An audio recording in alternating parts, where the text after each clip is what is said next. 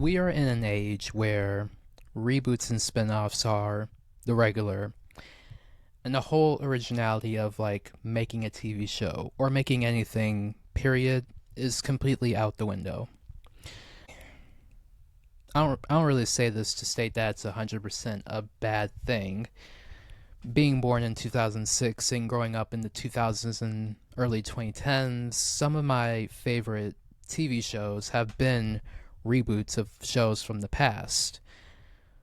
But then, but in the last year, like 3 or 4 years to be more specific, I'm now in that age group where I'm experiencing the shows I grew up to be rebooted or get spin offs.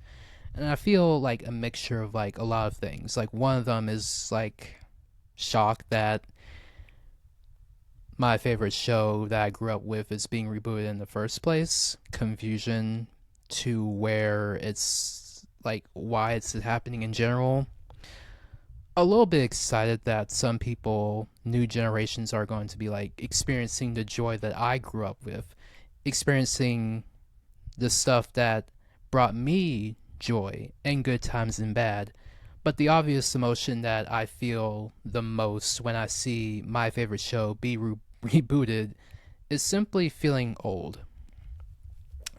And that's what happens, really.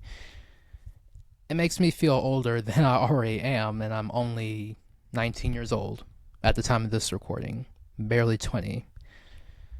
There have been more reboots and spin offs in Hollywood for the last 10 years, and it's not going to stop anytime soon.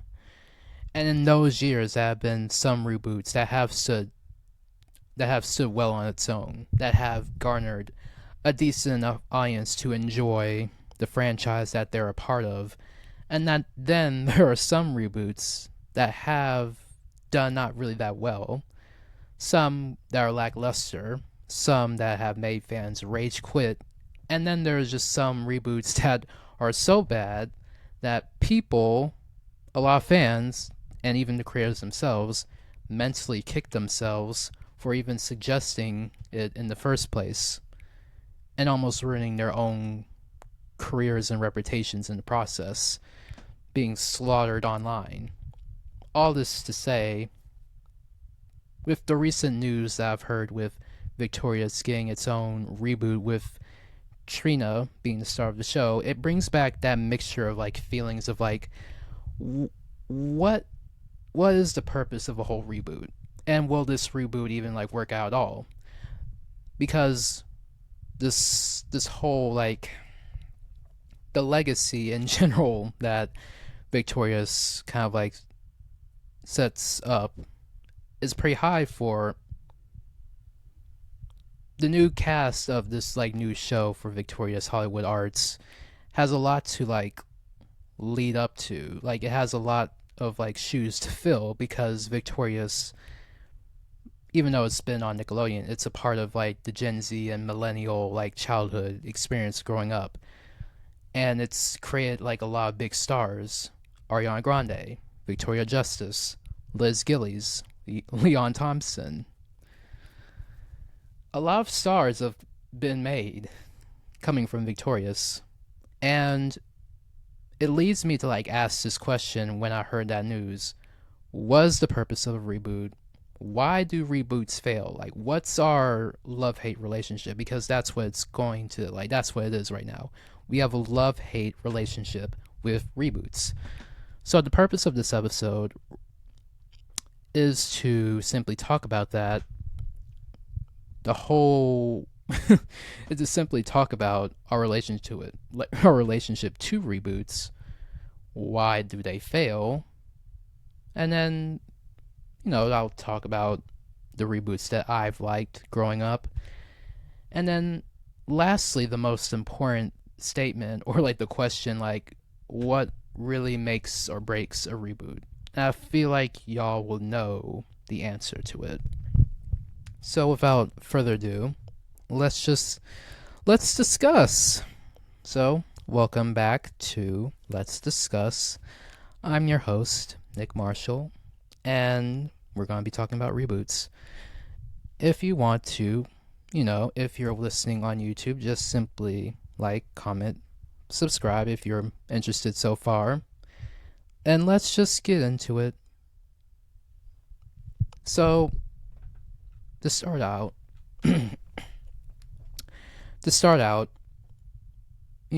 let's talk about the purpose of reboots and then talk about really like the history of it. So, to differentiate, I was talking about reboots and spin-offs. So, let's just get more into specifics, like what are they in particular. A reboot is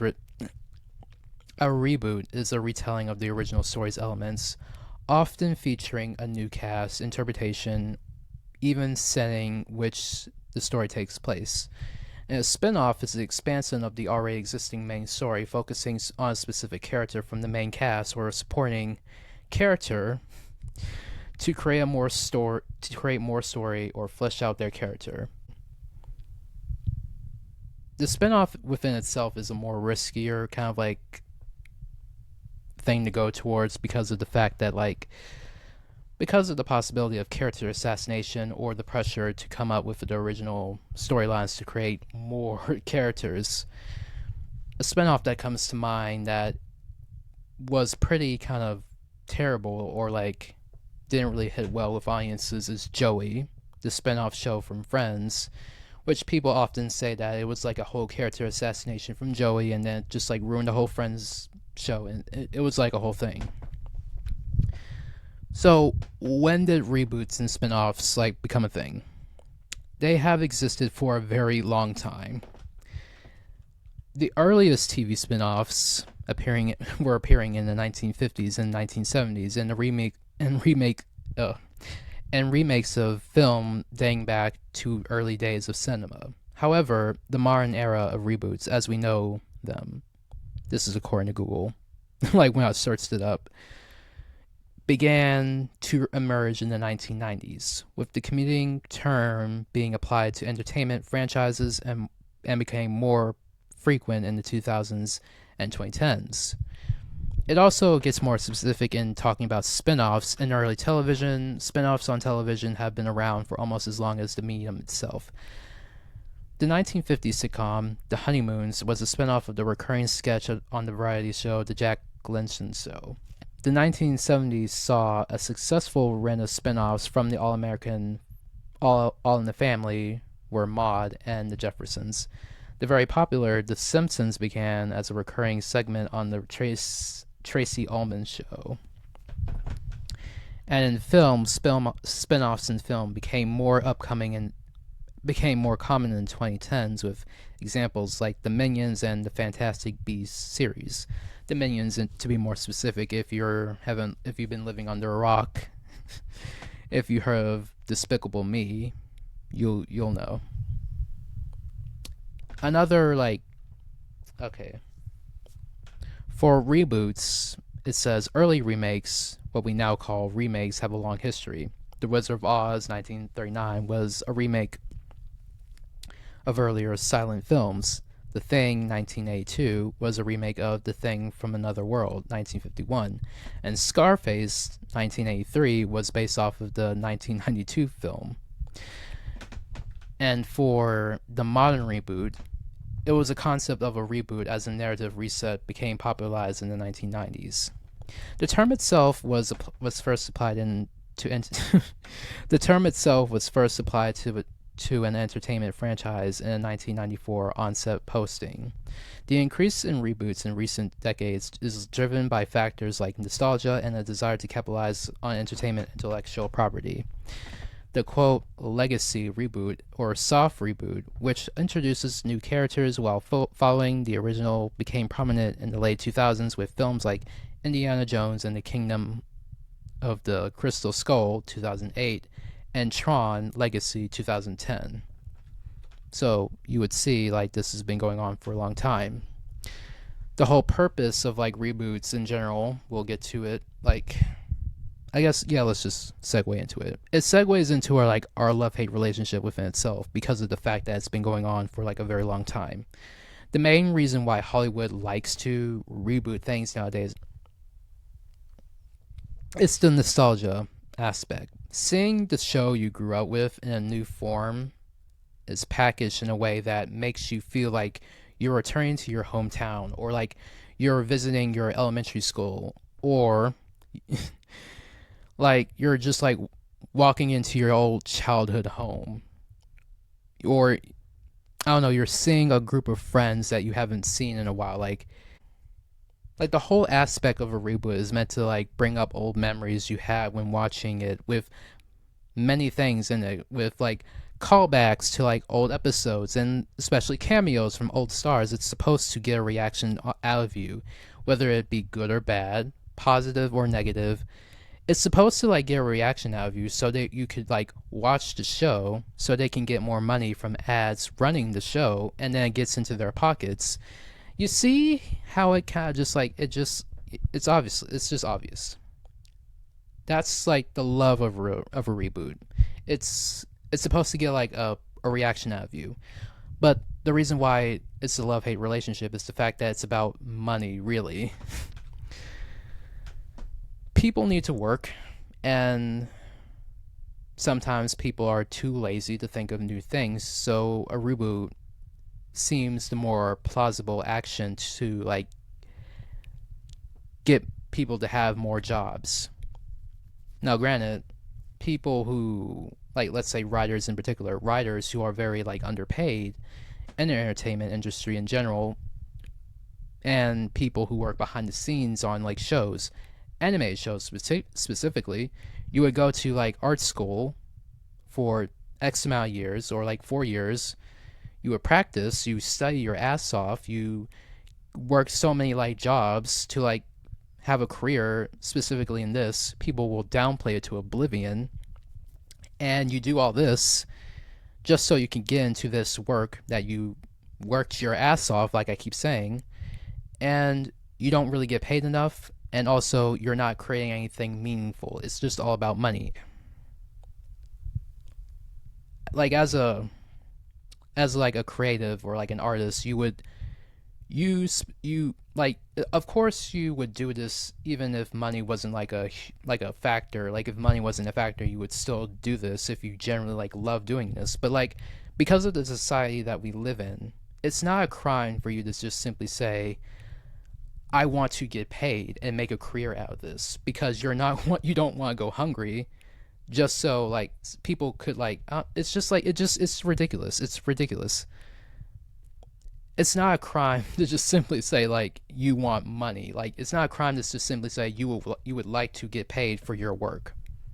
However, because of the fact that like we do like the whole rebooting thing, and people are just like, studios are too lazy to like want original ideas. Well, actually, like writers do have original ideas. There's like lots of people who are creating shows independently and putting them out on YouTube more specifically, and it's years before like studios like pick them up, because we are living in a society where we downplay the arts to oblivion, and we still expect art to be for free. We still bitch and complain when shows take too long. Like, why is it all taking too long? Because people don't have money, and it's all locked in poverty. That's where the new ideas are at. There's lots of people who want new ideas to create entertainment for y'all to enjoy, and for them to enjoy too. But because of the fact that everyone is just so greedy and entitled, no one's like getting money to like fund these things to happen. So yeah, that's why we're stuck with shitty reboots. It's it's a no-brainer, really. Like, it's whatever, but like, don't be surprised that it just happens, y'all. Like, seriously. Anyway, but it really is about like money. What ends up happening is that it can at times ruin shows that already have like a perfect, suitable, or like just simply like, if it's not like perfect or like suitable, it can just sometimes be like a meh ending. Like, it is what it is.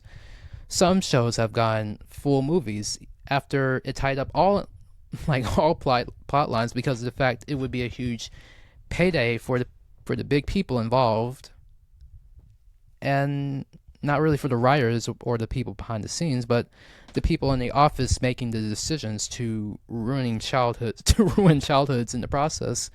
and get rich because of the fact that, to be more specific, okay, to be more specific, like more specifically back then, like TV shows would run, and the whole purpose of TV shows is to like run ads in between those TV shows so the networks can make money, so it can like earn the money back that it would take to produce said episode, and then it trickles down to like everyone involved, and it just some shows that do come to mind, like Sex and the City, it got a meh ending, and then it still got like a whole movie. Like, sure, loose ends were tied up in the series finale, but we didn't really need a movie, but it was nice anyway. And then it was all about money. Everything, it's all about money. Really, it's not really about the fans who want something. It's really mostly about like what can make us the most amount of money. More specifically, Stranger Things. Like at the time of this recording, I'm recording this in November. I don't know when I'm gonna like release this episode, but like Stranger Things, it's November 8th, 2025. Stranger Things is going to come out with its last season in about 3 weeks. And just this week, I've seen like a trailer for like a new show coming in 2026. Stranger Things Summer of 85, it says. Like, it's like a whole cartoon show, like animated show. It's not really, it's all about money sometimes. Like it goes half and half.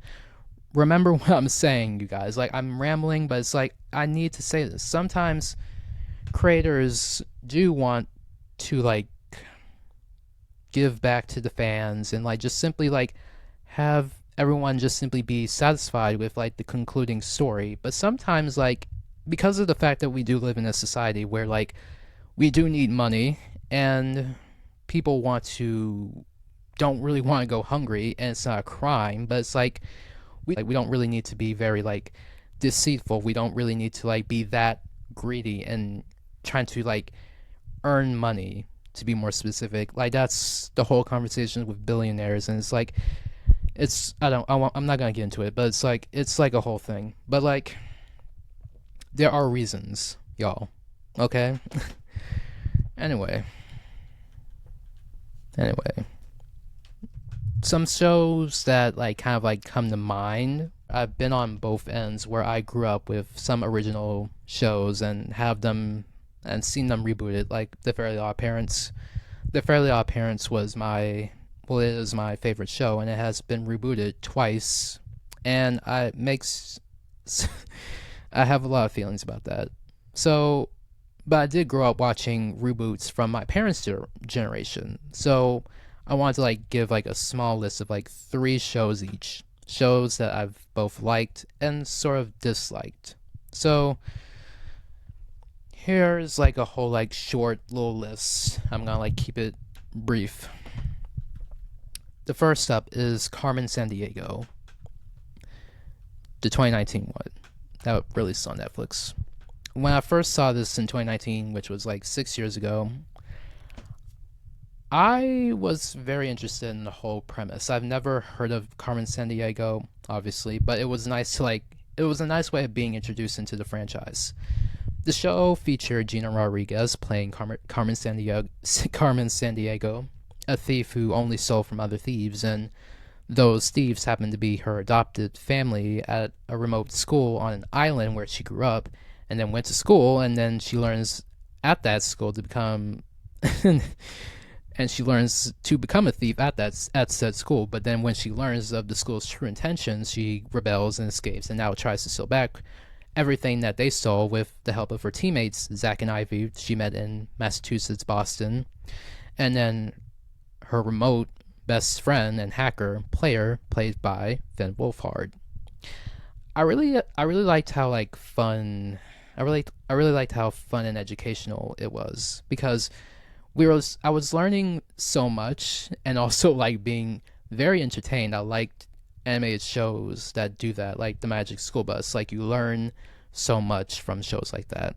Carmen Sandiego really like teaches you more about geography and places and some cultures and some political stuff in general. Like, player does give out like some like little overview of like what state or like what country is like or like place that Carmen is visiting, and like talks about the history and like the geographical like facts, stuff like that. It's a good way to like get people like more like interested in like learning. Oh god, it was also like very fun. Like some of the episodes I was like very hooked on. Like season 1 in particular, I loved season 1. I loved it. Season 2, amazing. So stopping. No notes. Season 3, too short. It was too short. And then season 4, I don't really know what to say because it felt like rushing. Because I felt like there was more storyline to go off of. I'm not that type of person who is going to like watch a show and while we're watching it, I'm going to just simply be like pointing out so many things. I won't really pick them up right away. I'm just gonna like rewatch it again and just like look and just organize my thoughts on my own. And then I will watch like some videos that kind of like align with what I'm thinking or like say something completely different. And then I just simply like think in my head about it and just simply like I'll agree and like go on a whole tangent in my head through the whole day because of what they're saying. Either way, like it's whatever. But I did like see some people kind of like make like little nice notes in Carmen San Diego talking about how like it's good, but then they could like use some more like um like more, I don't know, like more storyline, I guess, more backstory, more characterization sometimes from certain characters. Sometimes from, I guess, like, I think people have said something about player. I don't remember. I've watched, there's like a whole YouTube video talking about this. I'm not the one to like talk about certain things. I don't really think this is the show where I can get so heavily involved. I'm sorry. It might not be. It's just more relaxed, you guys. It's just more relaxed. Anyway, next up is iCarly 2021. Now, growing up in the late 2000s, I remember seeing iCarly briefly on Nickelodeon and then on reruns on Teen Nick, but it was never really like the show for me. I never like watched it that religiously. My sister, however, she's 3 years older than me. She was born in 2003, so she remembers iCarly the most. So she could tell you like a lot about that because that was her show to watch. But I did like this show iCarly, and then I also watched Victorious, but it was a reboot that made a lot of people excited. Like it made people hesitant, I'm pretty sure, but like it made people pretty much excited, and it worked really. Like the reboot worked. It worked. It worked because it was because of the fact that it knew its audience. Well, the people who watched iCarly were millennials and like older Gen Z, so they made it for that audience that grew up with it by making more adult jokes while still keeping in touch with their theme and vibe. It still felt like iCarly, but it still evolved with the audience. So it wasn't going to be stagnant. It just simply evolved, and that's what made it work. It was still great. It was still existing in its own like bubble that we know of, like, you know, with the paraphones and then like all that stuff. But like it just evolved with the audience. It also, like, thinking back to it, it also like predicted so much. iCarly predicted YouTube and like influencer content creator. It predicted so much. It feels like iCarly practically like invented content creation in general. She really did. Like it really predicted that job market for like people, and because of that, it did play a role into like rise of YouTube. We saw a major like rise of YouTube stars like Jake Paul or like the Dolan twins, Emma Chamberlain, like other YouTube stars at the time that like came up afterwards, like when YouTube was starting to like become more and more like of a thing. But like back then, like becoming like a YouTuber or like a content creator then was like seen as very like huh? Like eyebrow raising. But like iCarly set the standard, and then everyone was so inspired it just followed suit. And because of like what iCarly did, it just made it more of a like an actual like thing for people to like do. You know? The only like small complaints made about the show was simply like they wanted Sam back, but because of the fact that Jeanette couldn't really like didn't really want to be a part of the reboot because of like things that happened in the past. If you read her memoir, you would understand like why Jeanette McCurdy didn't want to come back to iCarly, and but like they tied up her character with like it.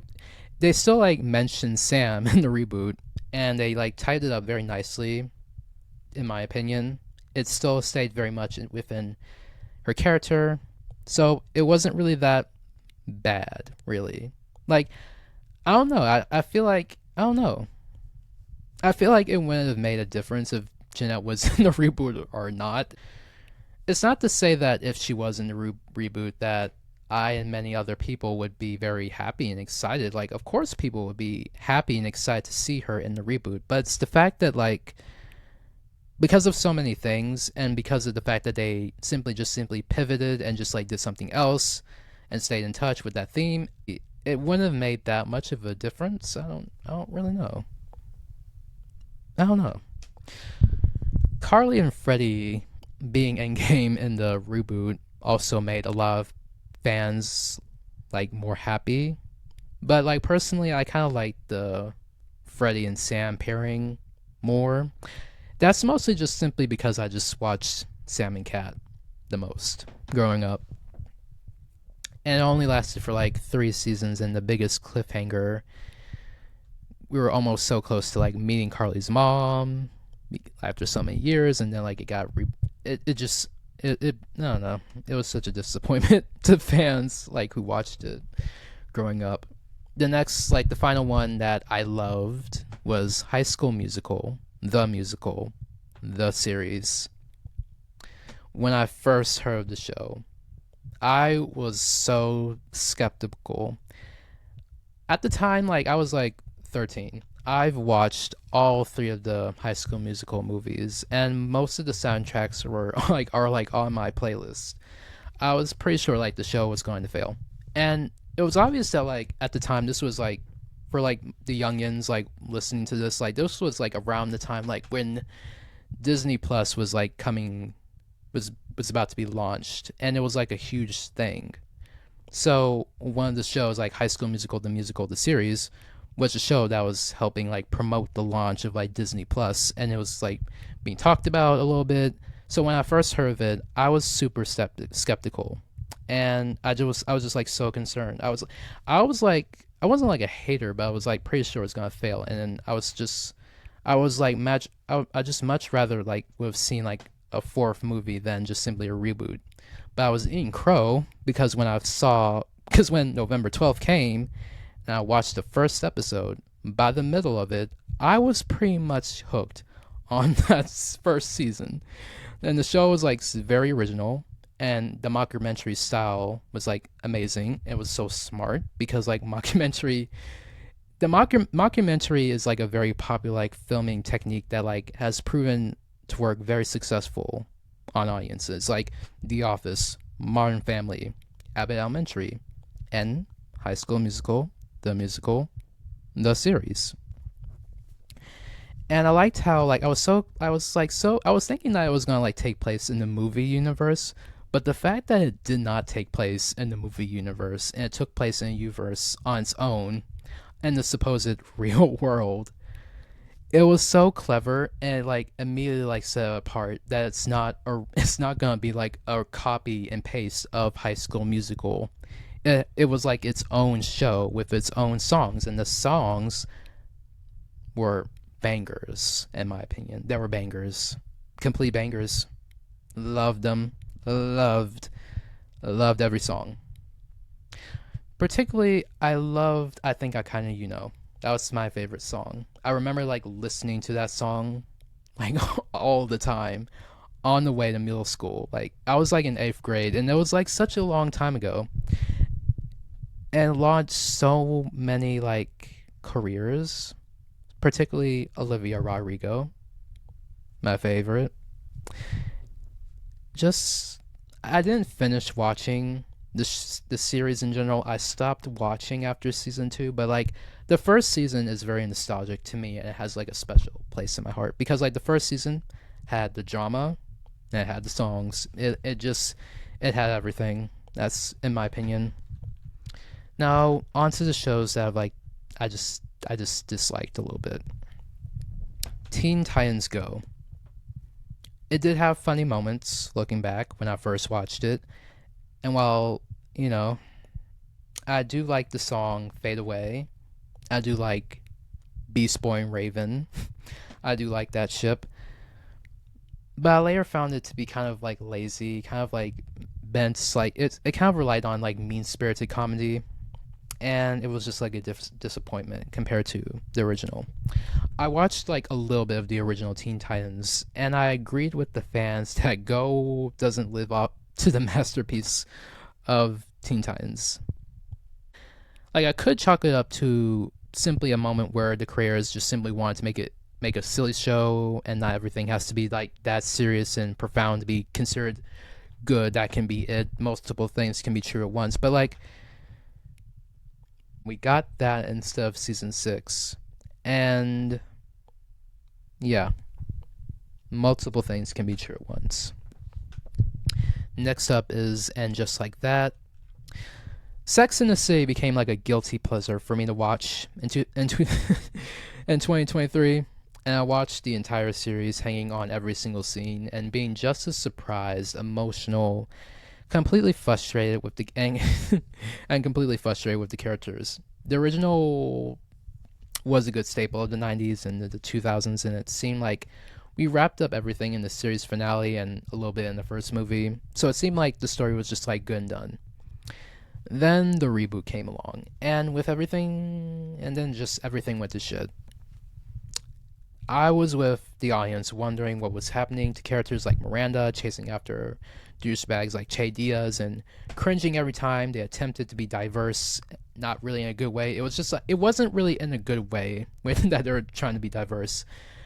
They're being diverse in a way that's saying, hey, look, guys, we did it. We brought in black people. We're not racist. Like, that's really what they're saying. Like, that in that first season, it felt like a middle finger to, like, all the people who, like, made just valid critiques of, like, the original show. And what the original, I don't know, it just, like, when watching Sex in the City, like whenever I rewatch it, the only seasons I rewatch mostly are like 1 and 2. 1 and 2 are like my favorite seasons of the show.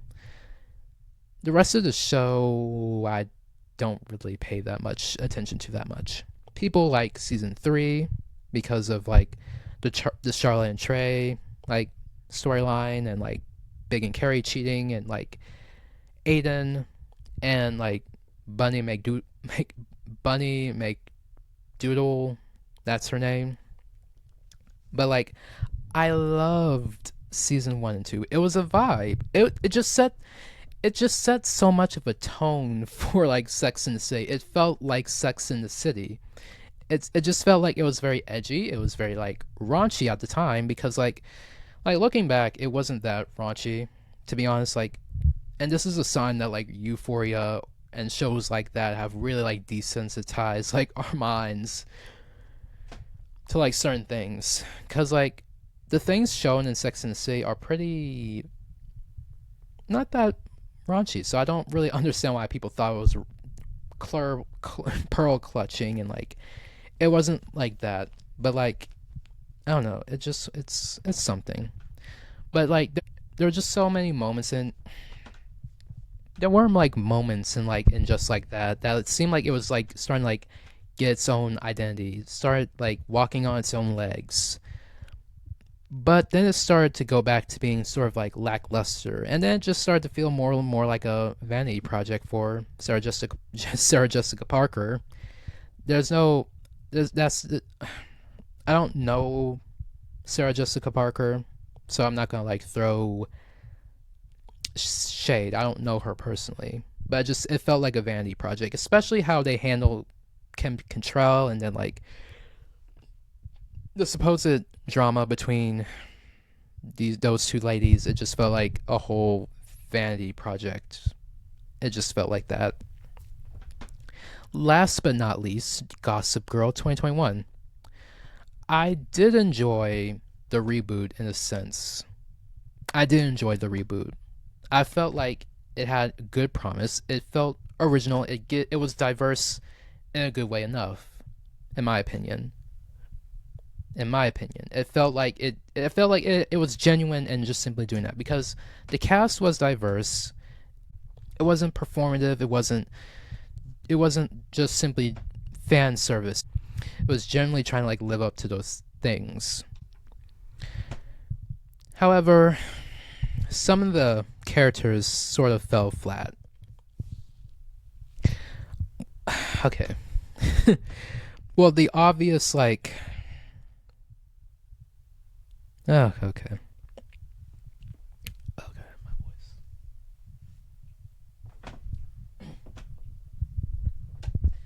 Otto, for example, or like Obi, is supposed to be like the rich version of like Dan Humphrey, with his performative liberal antics of like trying to like get back, but still like enjoying like the high perks of like being Manhattan's elite. But like it feels like Obi is just very performative. He doesn't really stand on anything. It's all for show. Like more specifically, when his mother comes into town, he doesn't. He immediately like is very like silent and agreeable. And this could be like just simply like not being kind of like afraid of your like of your parents, and it's understandable. But like I feel like it just feels very, I guess in his sense it does feel performative when he does like talk about these like social issues going on, but it just feels like for show. It feels like he's trying to be like edgy within this group of friends. He's trying to like make it seem like he's the rich person who cares, but he doesn't really like give that much of a shit. So when you see characters like Zoya, who generally does like call out people like Aki's dad, who is like literally like a billionaire in the worst possible like way, it makes like I don't know, it just makes like Obi's actions like very like side-eyed. And the fact that like Obi is just simply like kind of like a douche. He's very like it's just he's just messy in general, and it's just like oh, disgusting. I just simply like don't like him that much. I also kind of like I'm kind of like in a mix of sorts of the fact that like the teachers were Gossip Girl, because it made everything more weird and more legal. And obviously Kate got her karma in the end, but I feel like she shouldn't have been the only one going to jail, because like all the teachers need to be like locked up, throw away the key, never like take away their teaching license, like be very like publicly disgraced, like never like just to never like teach again, like their reputations in ruins. It should have been like a student, at least. It should have been like a very like disgruntled student who is very tired of like being bullied and just wants to like get back, because it would have worked if it was like a student, or if it was just like if Gossip Girl wasn't revealed in the original, it would just stay like a plot device, and she would just like magically like come back, and it'll just like start shit all over again for these new students. Like it could have worked like that. However, I do feel like the whole aspect of like the teachers being Gossip Girl, it worked, but then like it didn't work, because like on one hand we got to see like the more behind the scenes aspect of like posting, like what goes on, like when it almost feels like we could like almost like see the inner workings of like how did Dan do this since he was Gossip Girl? Like how did he really like do this? How did he like manage like the stress? So we kind of like get into this reboot, and we like see the behind the scenes process, and we're thinking, okay, so like this might be how Dan probably like thought, and this is probably how he did it, which still doesn't make it doesn't make sense, but like it doesn't make sense because never mind, it's whatever. But yeah,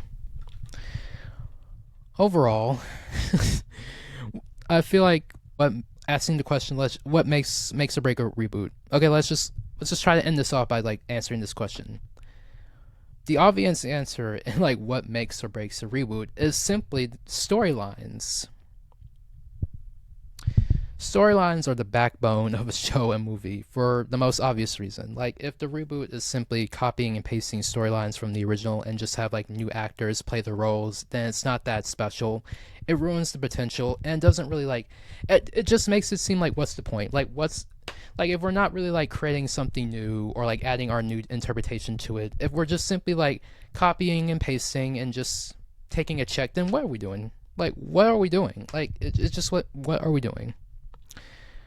When a reboot when a reboot actually like attempts to create its own universe and storylines and its own interpretation of the characters while still staying true to their characterization, staying true to the theme, staying true to oneself, and being confident enough within their storytelling and writing to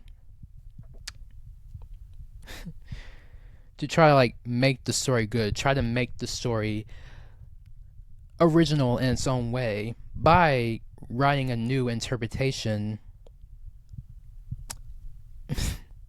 You'll be able, like, it finds like a good angle to like actually like see where this version of the story is going to go. And while it's like it's normal for like writers to like change their minds, and it's not a crime if it's like constant change over and over again. If we're constantly like changing our minds about storylines midway through a series, if we're constantly like changing actors all the time, if we're constantly like doing constant like copy and paste, and we're just being so gun shy about trying to like try something new within a story, even though like it's a reboot, but we're not really like gonna like be brave enough to like take our own creative license and like write shit down, like try and fail, then it's like it's not gonna be that memorable to audiences. Like, the reboot that you're doing is like in danger, and it's like it's in danger, and it'll be canceled after like a season of sorts. But like, it's just, I don't know. Yeah. But like, my final thoughts on like our own like love-hate relationship with reboots are not going to be stopping anytime soon. Older Gen Z people like my sister and I are in a stage where we are experiencing our fave get a reboot, and it's like a 50-50 chance it will suck or it will be good. I can't say that reboots and even spin-offs are like 100% unnecessary and Hollywood should have never thought about it in the first place. Because like, I can't say that it's like 100% unnecessary, because reboots and even spin-offs, there are some reboots and spin-offs that have like stood on its own, that have become more popular within itself, or just as popular as the original, and I've also like added more context into like a whole lore, or like added more lore to like the existing story, and it had good intentions, it had good like additions to it. I will say that like some of them shouldn't really have seen the light of day, and that, I don't know, some of them shouldn't have seen the light of day. And with some of them, it's nice to like go down like memory lane with some of them. But in the age where like it seems like creativity is on the decline, everyone just simply wants money, and television is on the highway to hell due to streaming, the fate of TV and film is like completely unknown, and only time will tell if all there's left in Hollywood are like reboots and half-assed originals. But like, I feel like there could be like an interesting balance. I feel like if we just simply like paid more artists and creatives, like created more like structures and programs in place for like creatives to like specifically like in film and TV to like make their wonderful ideas happen, then we wouldn't have to solely rely on like reboots and like big corporations to like feed off of our nostalgia to like get more money into our pockets. Because like, I feel like reboots can be necessary. I feel like reboots are good when necessary, but like it shouldn't be like the only thing on our TV watch list. Reboots should be simply like a small variety of like the many options of like new things that are coming its way that are actually like good. Like spin-offs can happen when it's actually like necessary to like if we generally need to like continue the story, if there's like a genuine like interesting character to like that people love that they want to see more adventures and more storylines on. Like it shouldn't be just reboots and spin-offs flooding our for you page, flooding I don't know, like it just shouldn't be just that.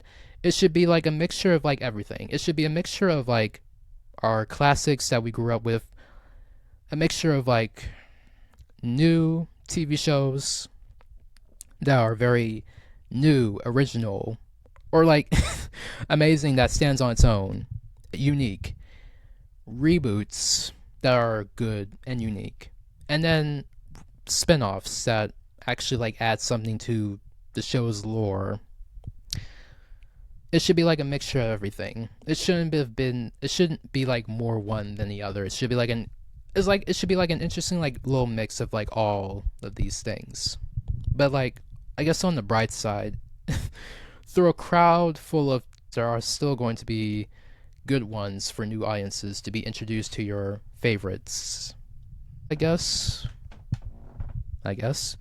But yeah, that's kind of all I have for today. That's just my whole take on like reboots in general. So, with that being said, I don't really know if I'm going to be watching the victorious reboot Hollywood Arts, but like I do have some faith that it's going to actually like be good because and it might be bad. It's like a 50-50 chance of like only we won't know until we actually like watch it. And then it's just up to the audience to decide. So, yeah. Anyway, yeah. That's all I have for today. Thank you for listening to Let's Discuss. You can follow the podcast on like Instagram and TikTok at Let's Discuss Podcast _ all lowercase, and you can follow me, Nick.Marshall02 on Instagram. You can like, comment, and subscribe, and there's more coming along the way. Alright, we'll talk soon. It's been a good talk. Been such a good talk. I haven't talked to y'all in a minute. Oh god, it's been a good talk. Anyway, I will talk soon. We'll talk soon. Alright. Bye. Bye.